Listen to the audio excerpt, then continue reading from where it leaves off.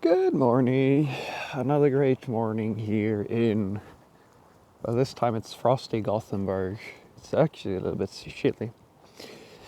So, yesterday I was on another interview, spoke with a company called, well, in Swedish it means My Services, and their application idea, or rather, they're a startup in essence, and it's a fairly, like, they're doing pretty well. Like, I mean, to me, I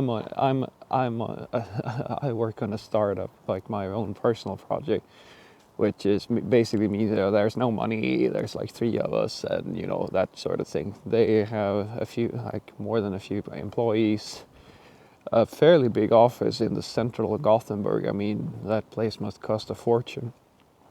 Anywho, the idea that they had was actually funny because it's something that I've been saying for quite a while. That, like, if you're gonna start a new company today and you want to get traction really quickly, this is the way to do it. So in my world, there are two types of online services. Like, you can be a producer of data, a data producer, or we're talking in the startup. There are a few other archetypes, if you will, but this is the ones that I think are the most lucrative. So you can be a producer of data. So Facebook is a producer. They're a producer of information, and that's their lifeblood, that in producing that data. And that is a very difficult thing to get right, because in order to be a producer of data, you actually have to have a pipeline for gathering that data. Now, if you do something like the company Meltwater that I was talking to the other day, which is pretty clever. They have like Google does the same thing. They're indexing the internet and sort of getting their data that way. That is, it's also still very complicated and expensive to do that, but it's probably on par with having a big social media network. It's very difficult to get data, or at least valuable data. Then you have what these guys are doing. They are data aggregators, and the aggregator companies, they don't produce data themselves in the same way. They focus on gathering information from different data streams. So the My Services company, what they do is that they hook into your bank, and they monitor your subscription plans to different services like Spotify, Netflix, that type of stuff. And then they can help you out with cheaper subscriptions. You can start a subscription, cancel a subscription, all that stuff from a central location. So you have one service to manage all your other services. And if you think about that, that means that their customer base is in essence the same size. Like, they don't have to really they don't have to innovate in the same way. They leech is such a strong word, but they piggyback on the popularity of other services and add just a little bit more value and convenience to this, which is it's genius. This is exactly what I've been saying, that if you want to start a company and make money, like get popular fairly quickly, this is the way you do it.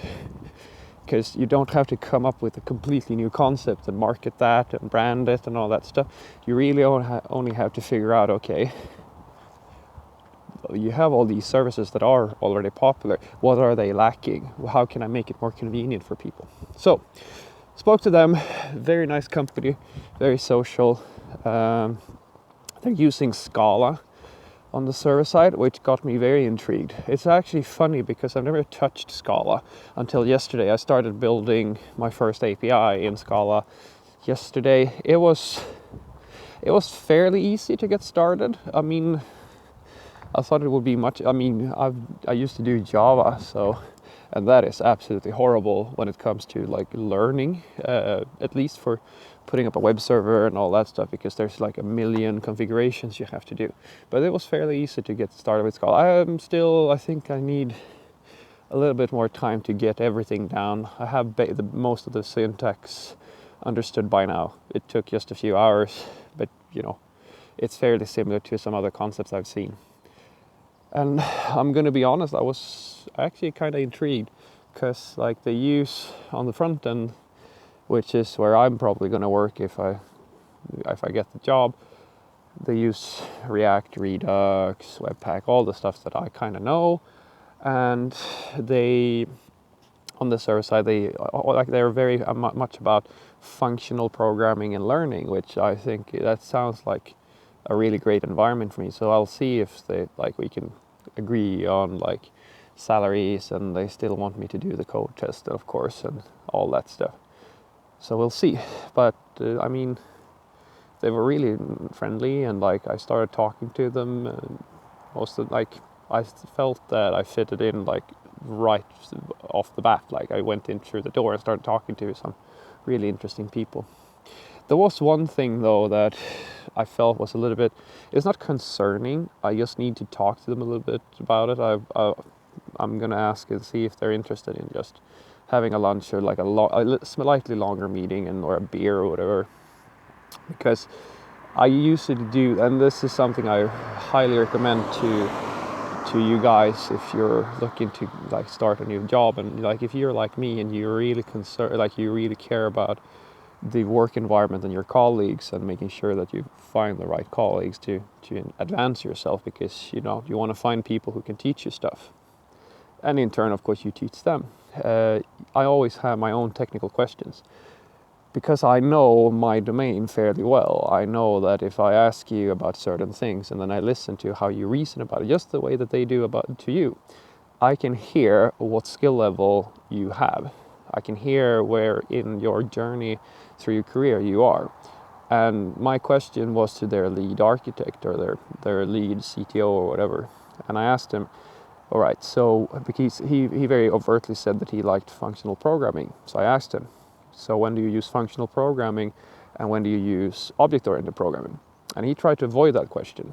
Or he wasn't really able to answer it, which, I mean, he was fairly young. I mean, he's like my age or even younger.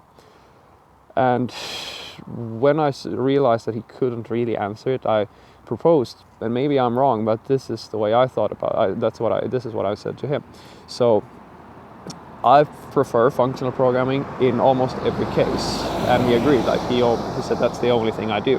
And I said, well, there is a few things that I don't know how to do well in functional, and I do in object-oriented programming. And an example of that is if you do Android development or iOS development or even React development, if you have a developer environment where you are responsible, your system is responsible for things such as communicating with hardware or like doing something, an abstraction layer, or if you create visual components, then you need to provide a box or like an environment for the consumer stuff, your API. Like in React, you have lifecycle events such as component will mount and so forth. These lifecycle events are critical for the person who's going to use your framework in order for them to be able to bootstrap their application and do certain things with your framework. They need to know about this, and I don't know of a functional way to do that. You need to have an object that exposes certain hooks or functions to your framework so that the consumers can put their code in these hooks and know that this code is going to run at this point in the application. That's critical. And I don't know, I mean, that's how you do it in Android and like in mobile development. You have to know when the app is going to be paused or when it's going to start again. These lifecycle events, they're critical, and I don't know of a functional way to do that. And they kind of went like, yeah, that is true. And well, I couldn't think of anything else. But for somebody who is like, I mean, he's probably really good at some other stuff. But it's I'm just saying that if you're really good at what you do and you have a lot of experience, it's, to me, like it's like what I'm doing with Angular now. Now I like React more, and I really don't like Angular, but I'm a professional, so for me it's important that I understand both sides of the argument. I mean, don't dismiss something unless you understand what you're dismissing.